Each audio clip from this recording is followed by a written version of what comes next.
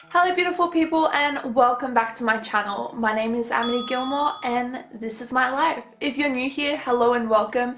I post weekly content on the subjects of my life with gastroparesis.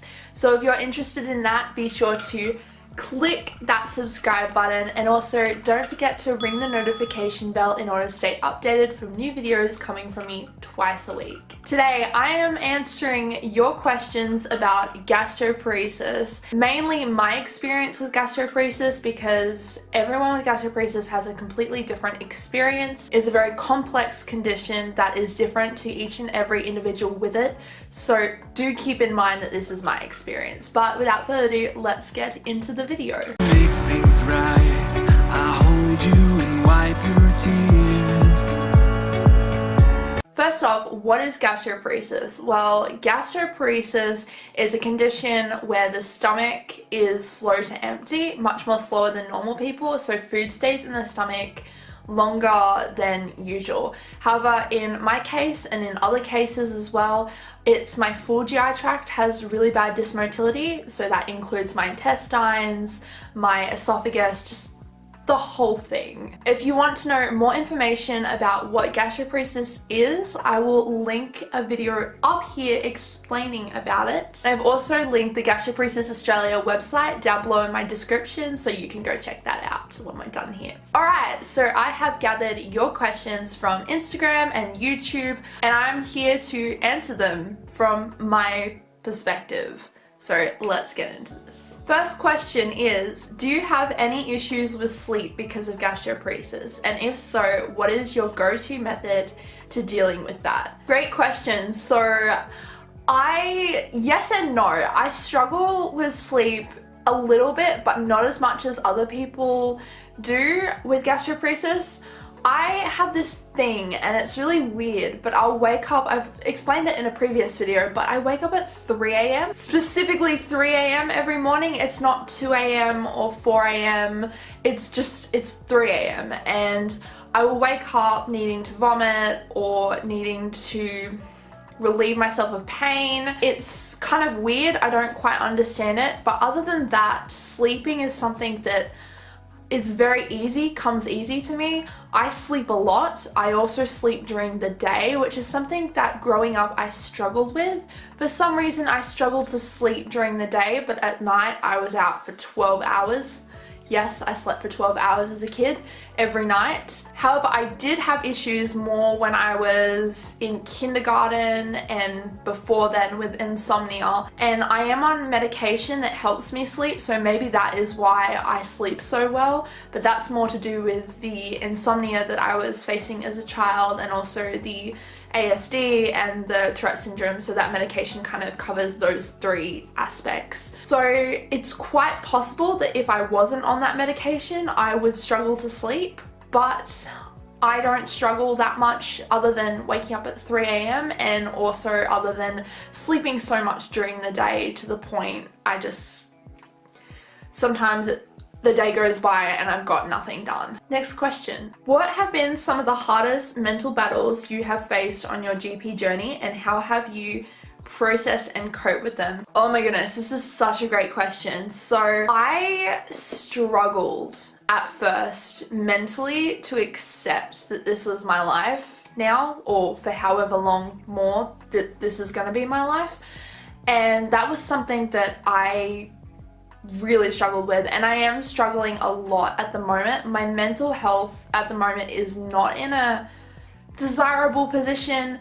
I am quite emotional at the moment, and I think part of that is due to being malnourished in certain vitamins that are supposed to help with your mental health, like vitamin B, because you know, when the vitamin B goes down, so does your mood. But in terms of my mental health, I have struggled with my mental health before I got gastroparesis when I was a child, and I think I was kind of blessed in that sense to, not blessed, that's a really weird way to say, but I had ways of coping with it that I figured out on how to cope with it earlier on before I got gastroparesis. So now that I do have gastroparesis and I do get emotional, I do have certain tools under my belt that I can do to help cope. Some of those things are just as simple as having a cry and trying not to bottle everything up, because I am someone who bottles things up like crazy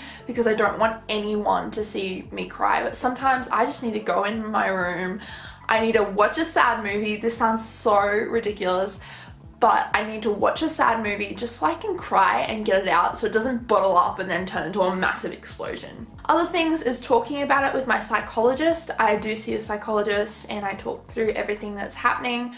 At the moment, I'm talking with my psychologist, trying to gain more acceptance of the fact that I might have to go down the path of tube feeding soon. So there's a lot of that. I think that also has been a massive mental difficulty with my mental health, trying to accept certain changes of circumstances that have happened in my life since getting gastroparesis.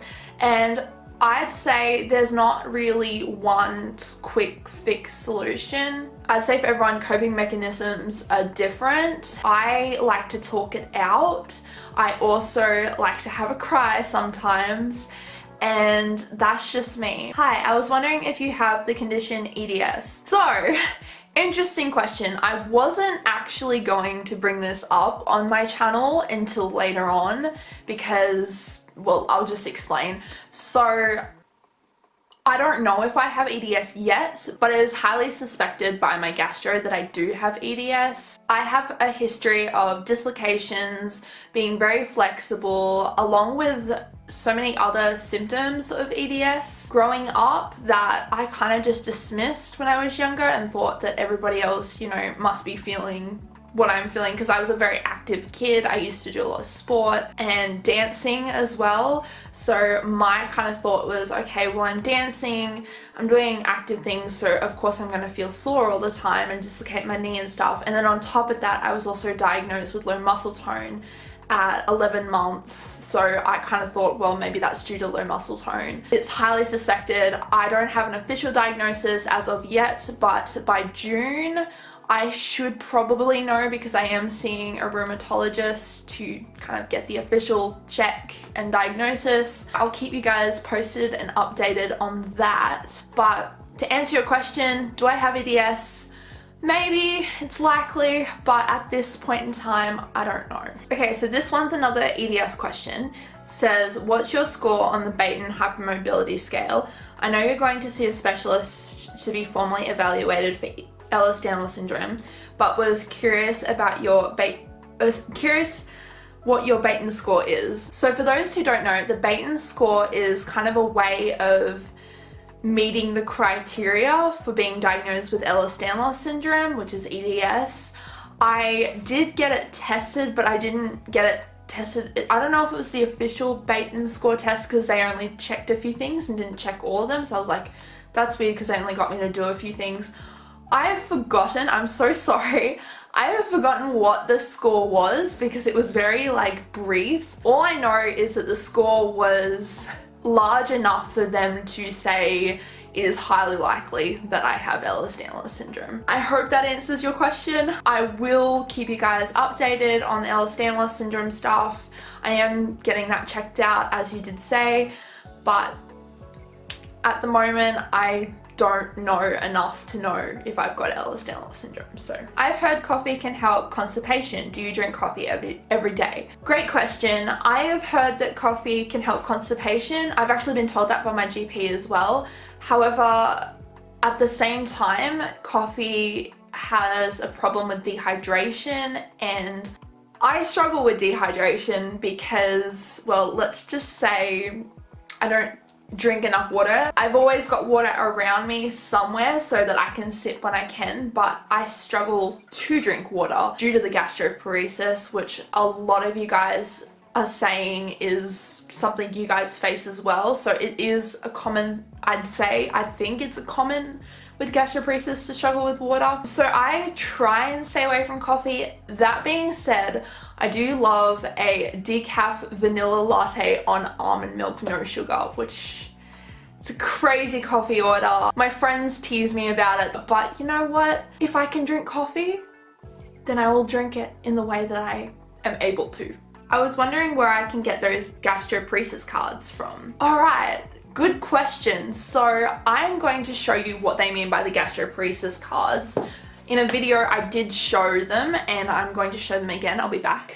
So these are the gastroparesis cards that she was talking about, and they are medical necessity request cards. Basically they're cards that have a request of please allow this patient to order from the children's seniors menu or share a plate with another person.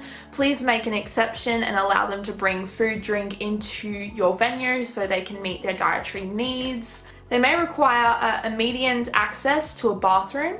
This is something they cannot control. Please make your bathroom available. This patient may need to carry a backpack to hold their infusion pump. Please accommodate this necessity and allow them to carry this backpack with them and provide adequate space so they can meet their daily nutritional requirements. These are super helpful. I have used them a couple of times when going into venues that are a bit iffy about bringing my own food in, or a bit iffy about me ordering from the children's menu or ordering something that is off the menu like mashed potato. Obviously, going out and eating with friends is such a social aspect, and it's hard when you can't eat the food that is available in that venue. So that's where these come in handy. I am at the moment in filming this currently trying to figure out where they came from.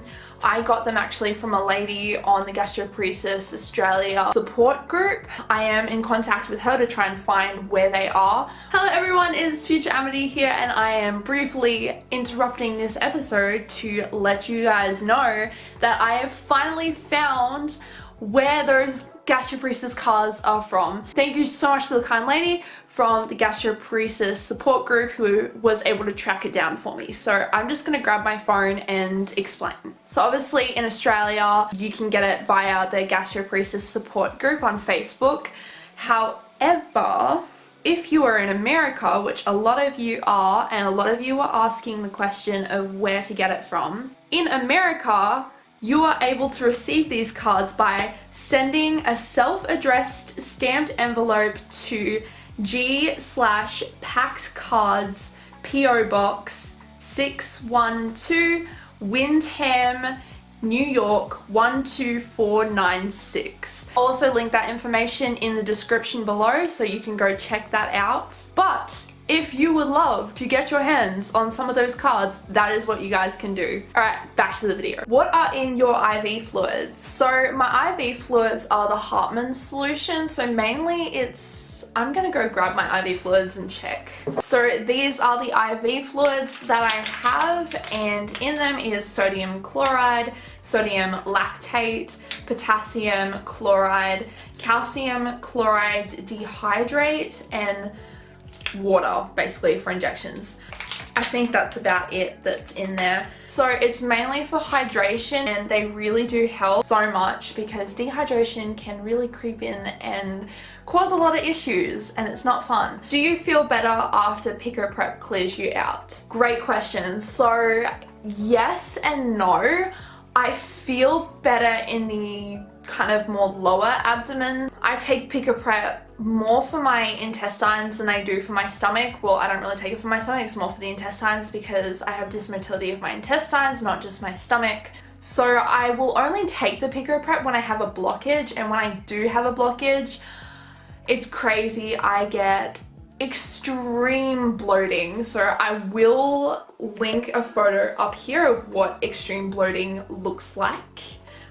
In my case, usually when my stomach is like this, it means that I have a blockage and I need Pico Prep. Pico Prep I struggle so much to tolerate. I will be honest, usually I vomit after I have Pico Prep.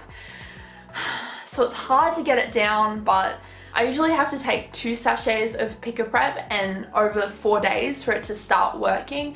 And after it does start working, the bloating does become less of a problem. And then on top of that, my abdominal pain from, you know, the pain you feel when you've got a blockage kind of settles quite a bit, and I feel much better for a while. That's not to say that my nausea and my fatigue and those symptoms don't go away, because those symptoms are still very much there. It's just more the intestinal sort of issues that seem to subside, which is great because the intestinal issues are really annoying. When I need pico prep, I will go for pico prep. However, I do have to be careful when I have pico prep because pico prep can also cause dehydration. So usually when I have pico prep, I then have to go and get IV fluids straight afterwards. Otherwise, I can struggle a lot with dehydration. Do your breakfast shakes bother your gastroparesis? Great question. So this was referring to a video I did before I got diagnosed where I was having breakfast shakes in the morning. I will leave a link to that video up here. You can check that out. But basically this video I did before I got diagnosed with gastroparesis, and yes, it was a struggle to get those breakfast shakes down.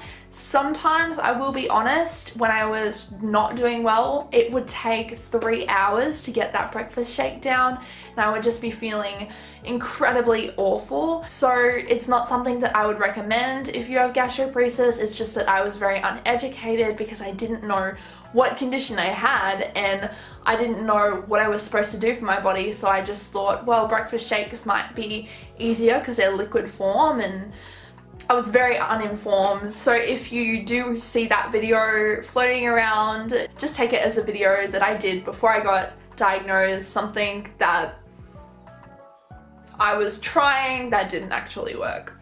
Next question. How many calories do you shoot for? This is a really good question. However, it's hard to answer because, to be honest, I don't have a specific calorie intake I shoot for. I just try and get as much calories in as I can. At the moment, I'm getting around 900 calories to 600 to 900 calories into me, which is not ideal at all. I try and aim for more. Basically, a normal person would want to aim for 2,000 calories, unless of course they're trying to lose weight, then that would be around 1,700 calories. But obviously with gastroparesis, it's really hard to aim for that. I guess I don't want to say it's unrealistic to aim for that. Well, it kind of is, but at the same time, it's not like I'm aiming for 900 calories because I don't want to have 900 calories. That's not the aim. I want to have more than that, but that's what I'm getting. I don't really have a specific amount that I aim for. I just aim for as much as I can tolerate. So this is the last question, and it is, have you looked into POTS with the fainting? EDS and POTS are both of the conditions that I'm getting checked for in June, and they are the conditions that my gastro highly suspects. However, he's a gastroenterologist, so he has to refer me on to the specialist to do with those conditions, so a rheumatologist and a cardiologist, rheumatologist for EDS and a cardiologist for POTS. So I have to go see those in June, and like the EDS situation, I should know if I have POTS by June, July. Okay, I lied. That wasn't the last question, and hello, future Amity back here again. Since filming this video, I have actually received a few more questions, so I thought I'd add them in. However, I do want to say these are the last questions I'll be answering before finally editing it and posting it ready to be scheduled. So if I didn't get around to your question, I'm so sorry. I will hopefully do another Q&A later on, and you can send in some more of your questions, or the same ones you asked that weren't answered this time, and I can answer those for you. Just let me know if you want another Q&A. Let me know in the comments down below. So I have 3 extra questions. First of those questions is, what helps your symptoms? The only things that helps me is Zofran sometimes and medical marijuana. That's a great question. So I haven't actually found something that helps my symptoms yet. I find that no amounts of pain medication works. I haven't tried medical marijuana.